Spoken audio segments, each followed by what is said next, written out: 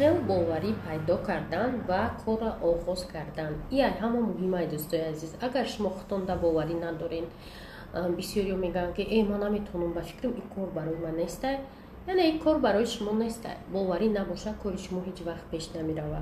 Бояд шумо бовар дошта бошед. Биге не, ин кор барои ман, чӣ бавайд то нест, ман наметавонам. Значит ай дасти ман мебиёяд. Ман худам дар мухи мақсад гузоштам. Вақте ки ман дидам ки занҳои хонашин нама канали ютуби худман пеш мебурдум, лекин занҳои хонашин званиёҳои калон гирифтан дар ширкати атомӣ. Ман гуфтам ки чӣ ба ино метавонистам, ман не, ман аудитория дорам, ман дар публика гап мезанам, имконияти ман васеътарай, яъне ки ин кор ай дасти ман низ мебиёяд. Ба ҳамин хотир ман ҳозир анамин кора сахт капидам ва шумо чӣ хеле ки медонед, дар як моҳ ман аввал $2000 ойлик мегирифтам, ҳозир $2100 мегирам. Лекин бо видеои дигар мо суҳбат мекунем ки ойлик чӣ